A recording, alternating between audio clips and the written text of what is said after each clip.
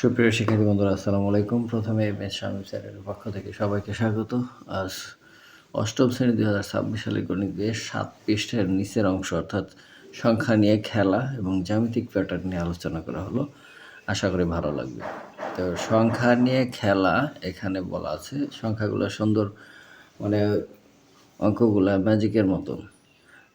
প্রথমে 1 নম্বরে দেওয়া আছে 2 অঙ্কের যে কোনো সংখ্যা নাও। সংখ্যা অঙ্ক দুটি স্থান বদল করে প্রাপ্ত সংখ্যা নতুন সংখ্যাটির সাথে আগের সংখ্যাটি যোগ করে যোগফলকে 11 দ্বারা ভাগ করলে ভাগশেষ 0 হবে। তো যে কথাগুলো বলছে, কথাগুলো এখানে আমি গাণিতিকভাবে দেখাই। মনে করো যে কোনো একটা সংখ্যা 1 নম্বরে বলছে যে কোনো সংখ্যা নেই। মনে করো 57 নিলাম। 57 নিলাম, এই সংখ্যাটা নেওয়ার পর সংখ্যা অঙ্ক দুটি স্থান বদল করে, অর্থাৎ একক, এটা তো একক স্থান, এটা দশক স্থান।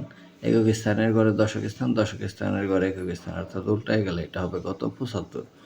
এই 75-এর সাথে এই আগের সংখ্যাটি যোগ করি। এই যে আগের সংখ্যা এইটা আর এটা হচ্ছে 75, এই দুইটা যদি যোগ করি যোগফল হবে 7 5 12, হাতের হয়েছে 1, আর হচ্ছে 7 5 12 আর 1 13।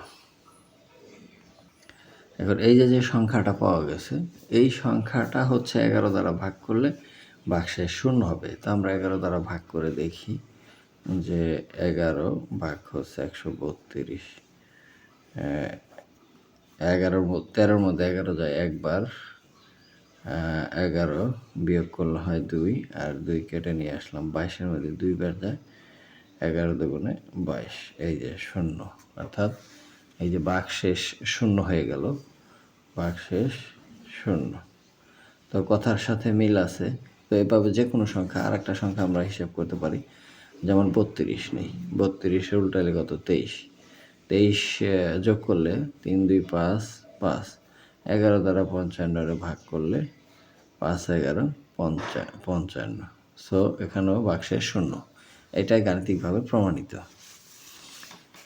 এরপর 2 নম্বরটা বলছে যে 2 অঙ্কের যে কোনো সংখ্যার অঙ্ক দুইটি স্থান পরিবর্তন করো, বড় সংখ্যাটি থেকে ছোট সংখ্যাটি বিয়োগ করে বিয়োগফলকে 9 দ্বারা ভাগ দাও, ভাগশেষ 0 হবে। তো এটা আমরা গাণিতিকভাবে দেখি কিভাবে করা যায়।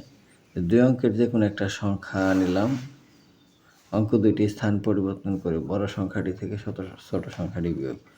ধরো 2 অঙ্কের একটি সংখ্যা নিলাম আমি, যে 75। 75 এর উল্টাইলে কত হয়? 57।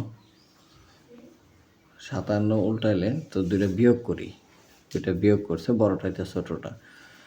তো বিয়োগ করলে হয় 75 আর 57 বিয়োগ করলে 18 হয়। এই 18 বলছে এখানে 9 দ্বারা ভাগ দিলে তা 0 হবে। 18-কে 9 দ্বারা যদি ভাগ দেয়, 9 দুগুণে 18, 0, সেক্ষেত্রে ভাগশেষ 0। এই হচ্ছে 2 নম্বরটা। আবার আরেকটা সংখ্যা নিয়ে আমরা দেখি, যে ধরি কত ধরব? 65। 65 না, আর ছোট সংখ্যা ধরি 25। একটা হচ্ছে 25, আর এটার উল্টাইলে হয় কত? 52। 52 বড়, তাহলে 52টা আগে লিখতে হবে। 52 বিয়োগ, এই দুইটাই বিয়োগ করতে হবে। 52 থেকে 25, তো বড়টা থেকে ছোটটা বিয়োগ করতে হবে।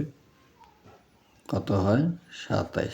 27-কে 9 দ্বারা যদি ভাগ দিই, 3 নং 27, এই যে ভাগশেষ 0। তাহলে এই কথাটাও প্রমাণিত। এরপর 3 নম্বরটা বলছে যে 3 অঙ্কের যে কোনো সংখ্যা নাও, সংখ্যাগুলোর অঙ্কগুলোকে বিপরীত ক্রমে লেখো। এবার বড় সংখ্যাটি থেকে ছোট সংখ্যাটি বিয়োগ করলে বিয়োগফল 99 দ্বারা ভাগ করলে ভাগশেষ 0 হবে। তো 3 অঙ্কের যে কোনো সংখ্যা নেই, আমরা 3 অঙ্কের একটা যে কোনো সংখ্যা নেই।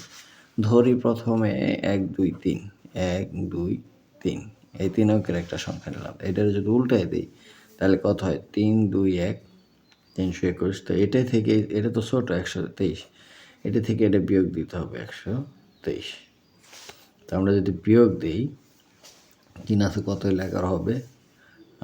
3 আছে কত হলে 11 হবে? 8। হাতের হলো 1, বিয়োগফল হয় 198। 198-কে আমরা কত দ্বারা ভাগ দিব? 99 দ্বারা। 198 ভাগ হচ্ছে 99, 2 বার দিলে 198, এই যে ভাগশেষ শূন্য, এটা কিন্তু হয়ে গেল আমাদের। তো এই সংখ্যাটা আরও একটা সংখ্যা ধরি, যদি যে ধরি এখানে 575, এটা না ধরে রাখবি 725 ধরি। 725 এটার উল্টালে 5 2 7, অর্থাৎ 5 2 7, 557 বিয়োগ করলে কত হয়? 198। এটাও 99 দ্বারা ভাগ দিলে 2, 198। এটা ভাগফল, ভাগশেষ শূন্য। এটাই হচ্ছে প্রমাণিত। এবার জ্যামিতিক প্যাটার্ন। চিত্রের বর্ণগুলো সমান দৈর্ঘ্যের রেখাংশ দ্বারা তৈরি করা হয়। এরকম কয়েকটি অঙ্কের চিত্র লক্ষ্য করি।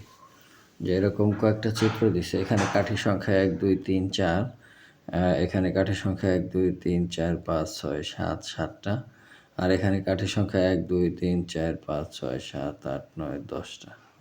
এরপর একটা হবে কত? 3 করে বাড়ছে, এরপরটা হবে 13টা। কেন পার্থক্য হচ্ছে 3।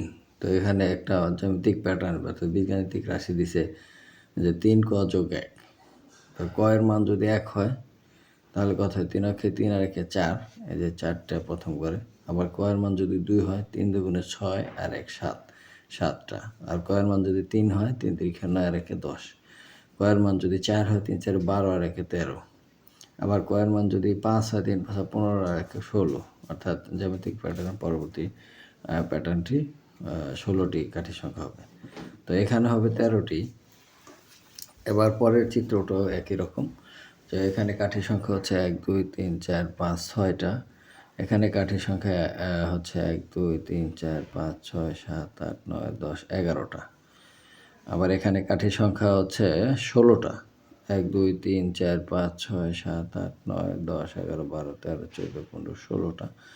তো এখানে জ্যামিতিক বীজগাণিতিক রাশিটা হচ্ছে 5 ক যোগ 1। এখানে বাড়ছে কত করে? 5 করে। আমরা বীজগাণিতিক রাশিটা যখন লিখব তখন কিন্তু এই বৃদ্ধিটা হিসাব করে লিখব, অর্থাৎ কত করে বাড়ছে তার সাথে কত যোগ বা বিয়োগ দিলে ওই জ্যামিতিক প্যাটার্ন বা ওই সংখ্যাটা চলে আসে। এখানে 5 ক যোগ 1, অর্থাৎ ক এর মান যদি 1 দেই, 5 অক্ষে 5 আর 1 6, প্রথম সংখ্যাটা চলে আসে। আবার 2 বসালে 5 দুগুণে 10 আর 1 11, দ্বিতীয় সংখ্যাটা। আবার 3 বসালে 3 5 15 আর 1 16, এই তৃতীয় সংখ্যাটা চলে আসে। তো এইভাবে আমরা জ্যামিতিক প্যাটার্নগুলো দেখব। এরপরেরটা কাঠির সংখ্যা আছে 7টা। 1 2 3 4 5 6 7, এখানে আছে 12টা, এখানে আছে 17টা। তো বাড়ছে কত করে? 7 5 12 5 করে। 5 ক যোগ 2, অর্থাৎ 5-এর সাথে 2 যোগ দিলে 7 হয়। এভাবে চিত্রগুলো তৈরি করব।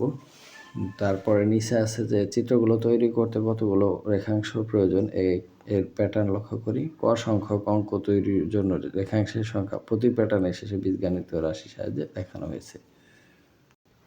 তো এখানে ক্রমিক সংখ্যা 1 2 3 4টা আছে, রাশি হচ্ছে এইগুলো।